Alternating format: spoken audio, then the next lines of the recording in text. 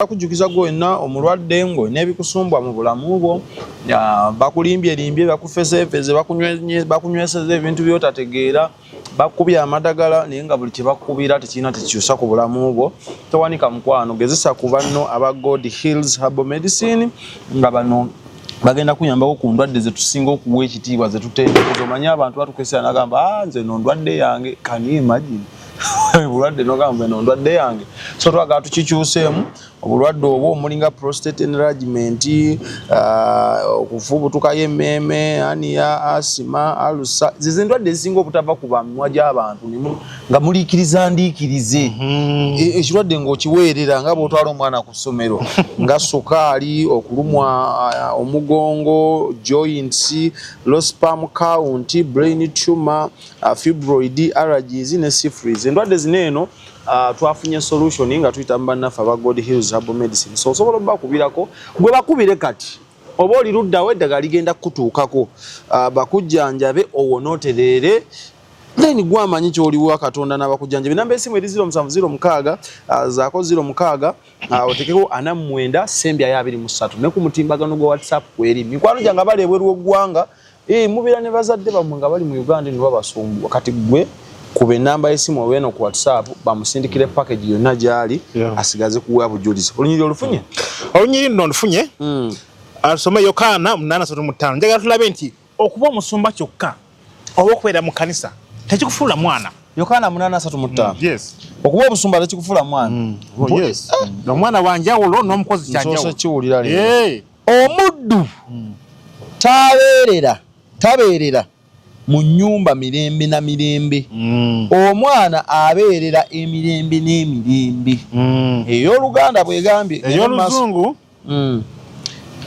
ey'Oluzungu yiino wano it is John. A slave is not a permanent member of the family, but a son is a part of the family. Hallelujah. Ani gwese slave ye musumba nani kati kiri bwe kiti bw'obeera ngo oli musumba ali slave yegwe abuulira ekituufu naye nga tokikola oli musi muddu gwe omulimu gw'okubuulira kukola mirimu gya Katonda oli mukozi ye naye nga tokimanyi obuulira buulizi bituufu naye nga gwe tobikola Katonda akulaba ng'omukozi we so si mwana be bano bakola nga bwe njogedde wabula so si nga bwe nkola do as I say but not as I okola bukozi biki mirimu gya Katonda oyambako okushepinga abalala ninga gwe teweeshepa naye omwana yawuliza ekigambo kya Katonda yawuliza ekigambo kya Katonda akikola oyinza okuba nti olina musumba naye kasobola nga okola ekigambo kya Katonda mwana so gwe bya spiritual father whatever what and what asagala kumanya nze bamutya spiritual father osumba bakulira badi bamutya linnya abayagadde ennyo nampita pastor kyokka ekyo oba brother yes kati ekigenda okwawula n'omunkuseera yazidde mukyaki ate omunkuseera aliwa omunkuseera gw'omumanyi omunkuseera omumanyi mu Bwakabaka Katonda yoyo kamukule omuwejjere mu Bwakabaka Katonda yoyo atakkiriza mazima oyo omunkuseera mwavu kubanga Katonda tasaana mukolamu mulimu kukola kwagala kubanga takkiriza mazima tayagala mazima kwendi nkulaga ekyawandiika bwe kiri genda maaso Basesalonika ekyokubiri Basesalonika ekyokubiri Abasesalonika ekyokubiri Basesalonika ekyokubiri sura 2 10:12 sura 2:12 n'okukyama kwonna okutali kwa butuukirivu eri abo abaabula kubanga tebakkiriza kwagala mazima balyoke balokoke olw'11 Katonda kyava abasindikira okukyama okukola bakkirize eby'obulimba 12 bonna balyoke basalirwe omusango abatakkiriza mazima naye abasanyukira obutali butuukirivu and all the ways that the wicked deceives those who are perishing they perish because they refuse to love the truth and be saved bakyama olw'okuba baagaana amazima perish gwe kusaanawo okuzikirira olw'okuba baagaana amazima balyoke balokolebwe okulokolebwa Katonda okulokolebwa ekisa kya Katonda okulokola otera okubanga oyina qualifications ezikulokola si buli omu si muntu ndi asobola okulokolebwa mbadde manyi kisa kyaffe ffenna kyaffe ffenna but it is not but those who don't have what it takes to tap into the grace cannot experience the goodness of the grace.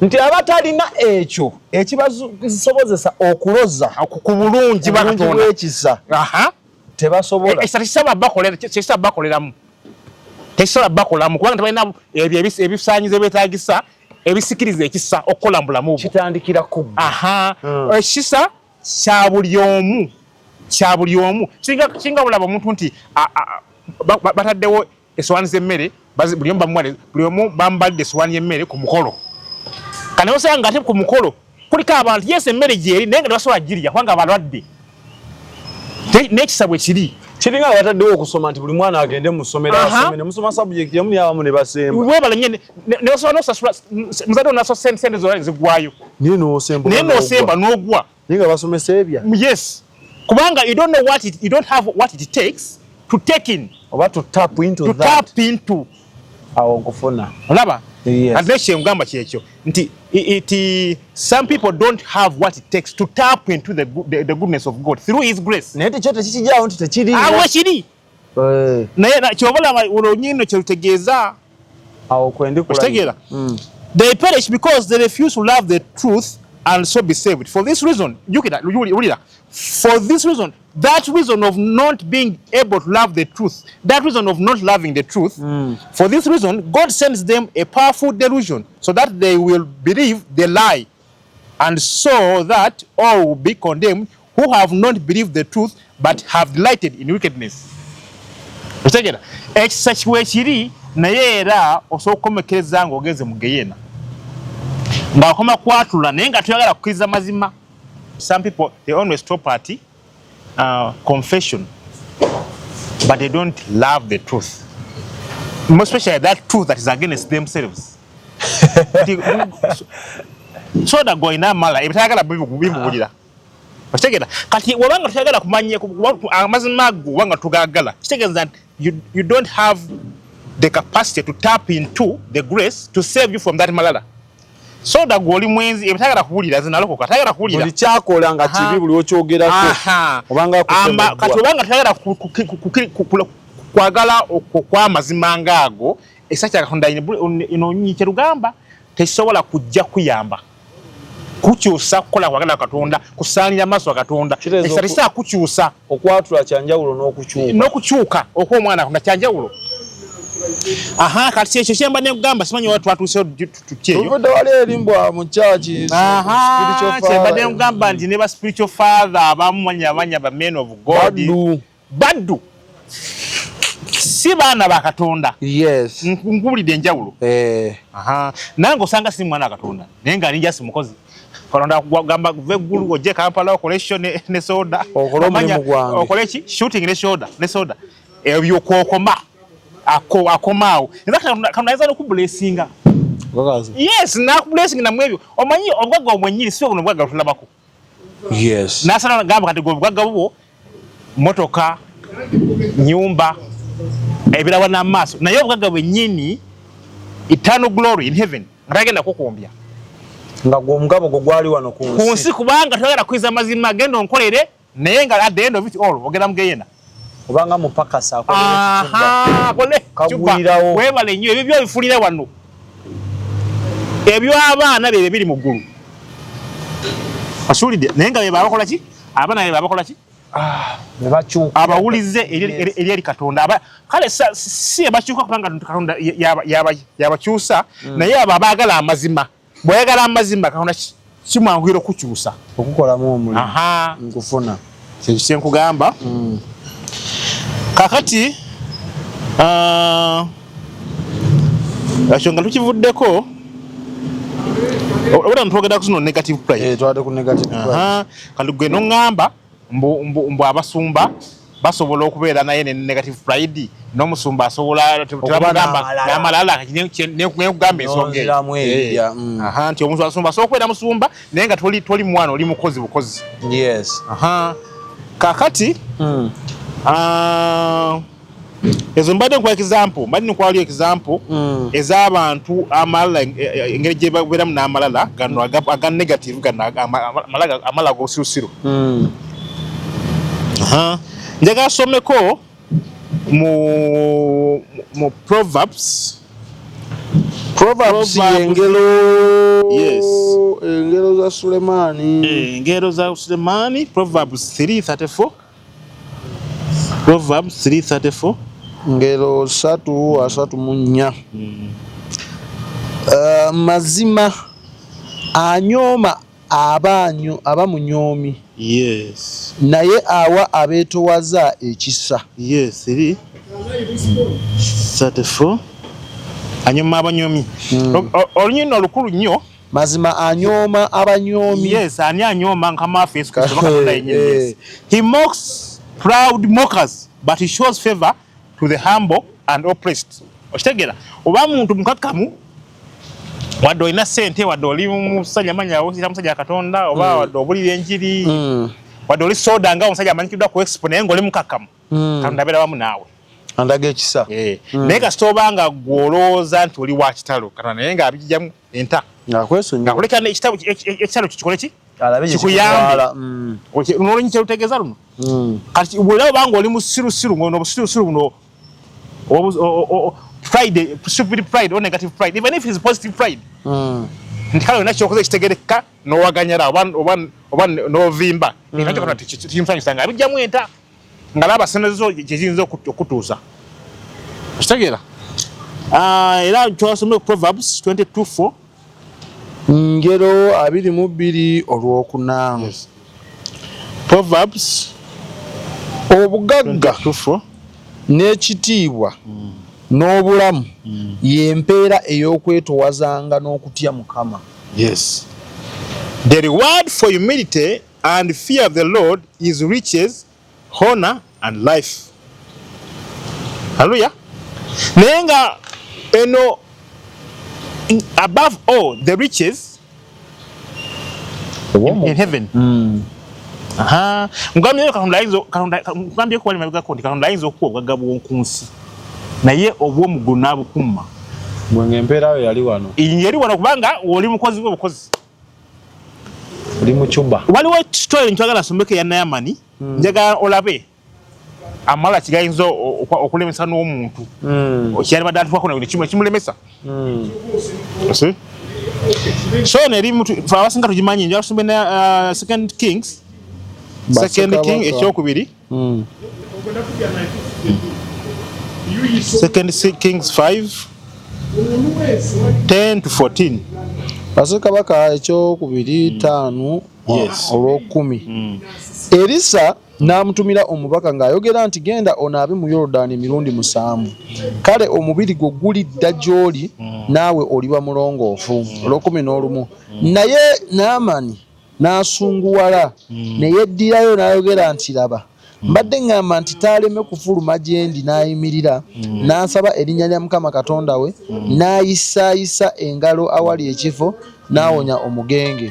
12 abana ne Falufaali emiga egya Damasiko tegisinga bulungi mazzi gonna aga Isirayiri.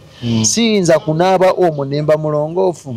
Awo n'akyuka n'agenda ng'aliko ekiruyi. 13 awo abaddu be ne basembera ne boogera nti kitange nabbi singa akulagidde okukola ekigambo ekikulu tewandikikoze. Kale toosinge nnyo bw'akugambye nti naaba obe mulongoofu. 14 awo n'aserengeta ne yennyika mu Yoludaani emirundi 7 ng'ekigambo bwe kyali eky'omusajja wa Katonda. Omubiri gwe ne gudda nate ng'omubiri gw'omwana omuto n'aba mulongoofu. Naamani yali alina amalala kubanga yali nga olaba mukulu w'amagye ge Syria nga olaba wano tuyina mukulu w'amagye CDF yali CDF we Syria general kati yalina ekizibu ky'ebigenge. Omusajja Katonda n'amugamba genda naye mu Yoludaani emirundi 7 ojja kuwona. N'agamba nze Naamani CDF omulamba mwogwo omuggo oguunya nga ki ngagino gundize kaleeru ngeze kaleeru nze ngene nabe mwogwo bwaki tangambye ngenda mu epama oba mugomera gonna omulungi akitegera amala gali gamulemeseza okuwona amala gali gamulemeseza okuliza ekigambo ky'omusajja Katonda ekyali kyangu nnyo namugamba nenda mani biki byoliko naawe gana musajja gambe gana naye bunaawe ekyo kizibu nnyo bwe yanaaba olususu were luddawo nga nese nga tewali bantu bamubulira nti naye ekyo bagamba si kinene si kizibu nnyo gana naabe kyangu nnyo obonye kumanya bbanga kikwaki ogera n'onaaba senga teyalina muntu ambulira omukisa gw'okubona gwali kulemye ali kugenze tegera kyobalaba nti obantu olina amalala oyinza n'obutatuka mu birungi by'ensi buyinza okulema olidde nze nasomako nina ebisaakola nnyo kwogera nnyo so much into my private life naye nasomako up to some level. I have a degree in accounting and finance naye nze sikozesebwangako sikozesebwangako natandikira ku bintu awulidde ekyambugaawo wenamalira okusoma nenfunawo nempangisa photocopying machine nentandika okubanga abantu photocopying machine gwe yali waliwo bakstudent bangi nnyo you know these art courses Bachelor of Education, those people, they are very many kati nga yabasomera awo now professional studies school curriculum and all those things nga baba bangi nengamba unfortunately no nyomulimu kandi kwa photocopy machine tandika okweyiya ngamba gwe David olingo omuntu usibwako omuntu alina degree okola otya ebintu eby'abaana abamaze school dropouts nezi nali mazo kimanya nti omuntu okusoma kyanjawulo n'okola sente kyanjawulo alisi gwaso sofuna bangi abasomye awulidde naye wembeera wano nekola photocopy eyo nsobola n'okufulamu n'okusinga omulimu nembadde nkola ki wasomerera nenfuna envaawo nengenda gye nagenda nengenda Juba eyo nenvaayo to cut the story short nagenda okuva Juba. I don't want to go into this family my private life nenjagala kujjayo ekigambo malala boba namala oyinza okulemwa okufa ku birungi nagenda okuva Juba omuntu agenda Juba nga na million nga 9 oba zaina musanvu ezange kubanga nagenda Juba nga na million 2 eza nga nane omuntu omulala biseera nasina kulokanga n'omuntu gwenfeze nga mujjako million ndala 7 private life, my life before meeting Christ. Nga mujjeko million 7 nga nange ntadeke zange 2 nagenda Juba omuntu agenda na million 2 nakoma ezange kubwange agenda na million 2 ezange kubwange nagenda okuva Juba nga na million nga 12 kuguno omulimu gwe bali banyoma gona ningo vuddeko nga ngenza ku kintu ekirala naye nga sente ezo million 2 nasijja mu guno oli nagenda mufera okumpa abanyi kose ekigambo kitabu naye kali kyongere nga bukiri oba kose ekigambo kitabu naye kali namuliiramu nga yebagamba omusomeramu n'omwakidirwe ne mujjako ezo sente nengera naze Juba ezange ziri 2 ezo ziri 7 naye nga naye sinakulokoka nazimpa nenzikosa ogenda okuva Juba nga ebya Juba ndaba bitanze okugotana nga na million 12 alongo neze nazimu wadda namujjamu okitegera naye kati senga nagamba nze omuntu alina degree nkole ebya photocopia biki si byange nane sifuna wentandikira noli ende tafuna wansanga osomuliramu naye abantu nakyo yonna atajja takwesiga alisi omugamba nti munaye tukole bwe tutebe nange nawe bwezi kiba kyangu sene nasima nenzimudiza nga sinaba nakulokoka that time okitegera naye kyengezaako okubagamba bagambe ensonga eyo kubanga nakkiriza okutandika nakakalinga kanyoomebwa sagamba nze nina degree sakola photocopying machine sakola photocopying services natula mu yafesi naye nga embeera yaffe ya bulijjo this job market of ours Uganda's job market eyo gyatula manya ogenda yagala kubeera teera mu banka banakwase nemeka olikola ddi 10 ng'oli teera Pakano ngopangisa. Ngopangisa olifuna dye kyo olifuna Okiwudde? Abaana. Yes. Expense yokka. Naye kyengamba kyekyo oba mwetoowaza manti kati katandikike na Katonda kampadde. Katonda akiraba nti okkiriza ekyo kyakuwadde kwazimbira.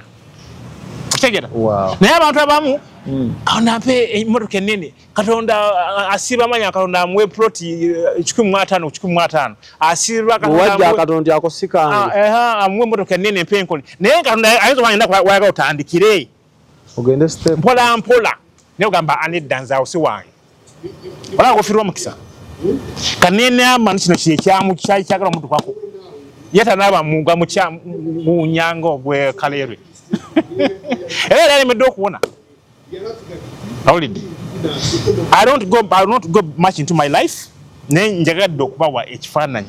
Kyobutaba na malala. Kaka nawe towazi. Yes. Saba Katonda n'ekyo nakyaleese. Genda nakyo. Yes, oba oyagala business golowooza kutandika wholesale business. Era mukadde 7,500. Naye ayinza okugamba tandikira ku roadside. Tandika okutembeya ebitabo roadside. Mabbali g'ekkubo. Awo nga bagenda okusindikira omuntu ogenda okukola n'eddiirwe ennene. Okitegeera? Kale amalala mabi gakulemesa. N'ekyandibadde ekikyo gakikulemesa. Anti kasomesinga mu step eyo. Kanjaga tulabe ku disadvantages of pride. One is loss of opportunities, like I've explained. Ofirwa emikisa nga bw'ayogedde. Waliwo no kyengenda okugamba. Enza otakikkiriza. Naye example njagala okugamba, njagala okulaga nti amala gasobola okukulemesa n'ekyandibadde ekikyo. N'ekikyo Katonda kyabadde aleese amala gasobola okikulemesa. Otegeera? Waliwo omusajja omu waffe eyo.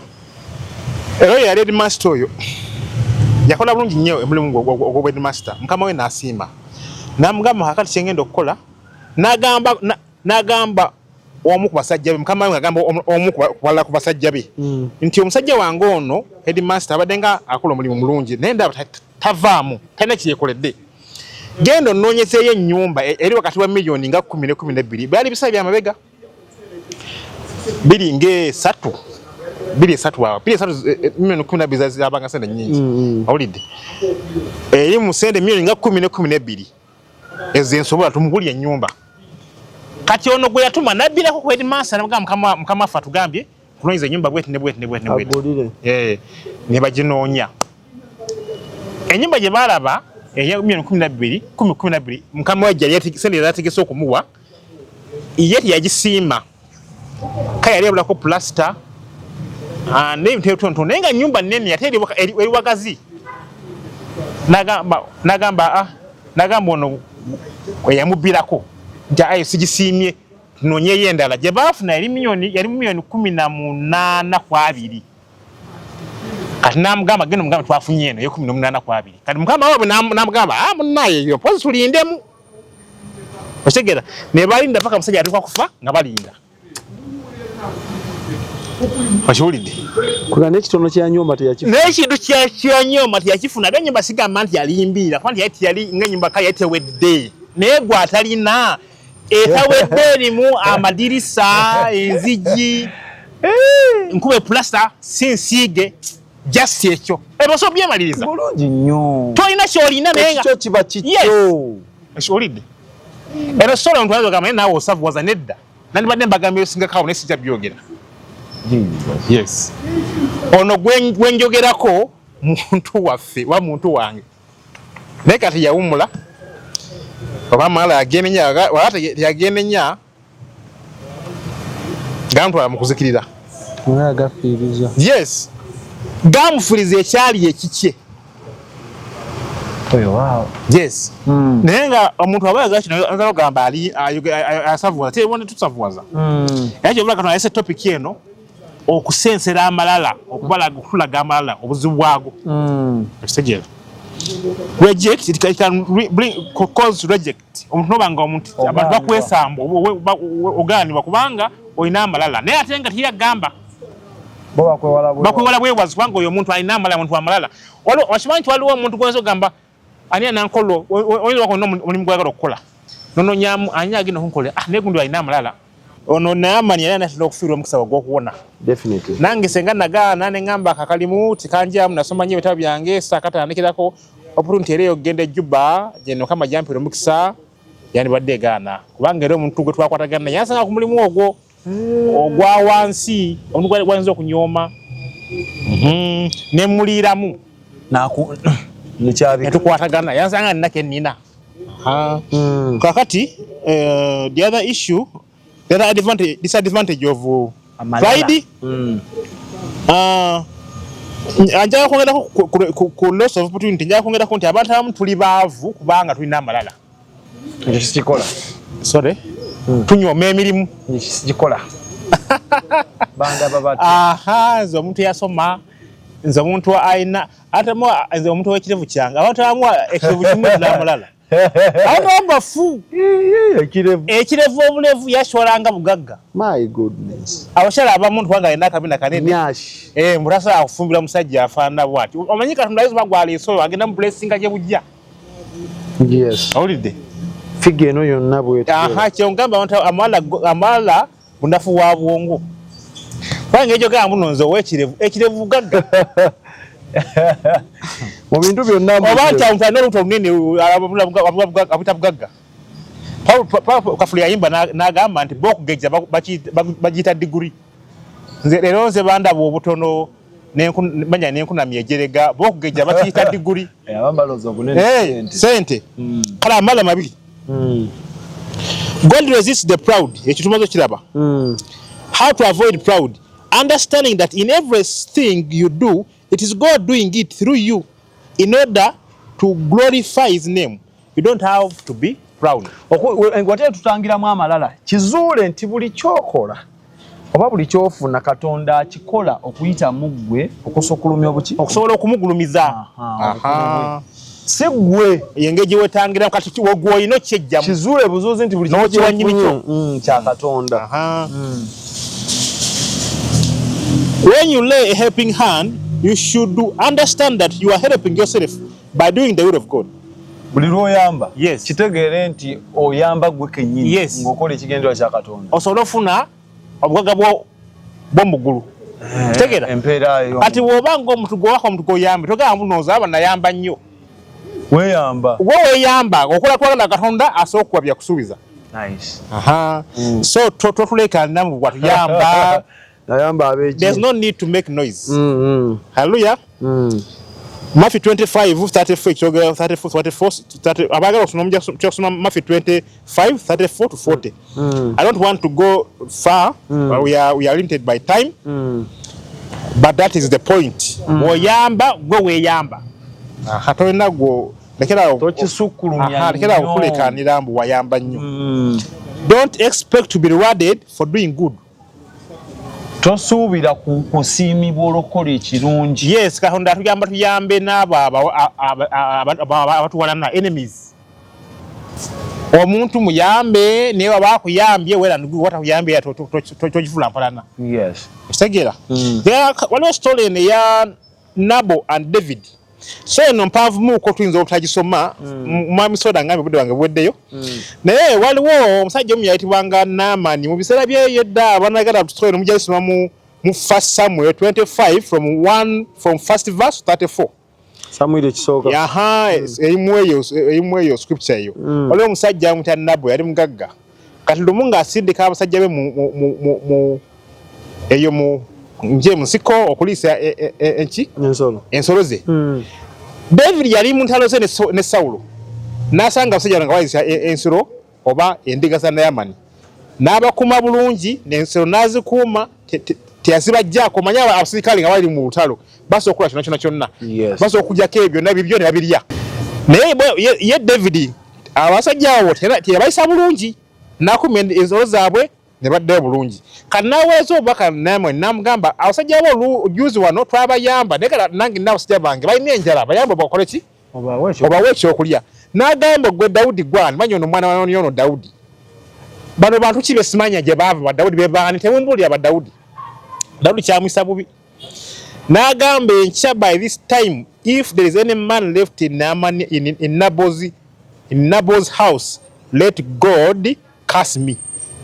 Yanyiga n'agamba ono Nabo amanyi gwazayirako katamumanyi enkya musanga zino ona sigala omusajja n'omu mu nnyumba ya Nabo Katonda akole ki ankolimire era agenda basanyaawo okitegeera naye kati ye Dawudi yalowooza nti yayamba nnyo era balina omuyamba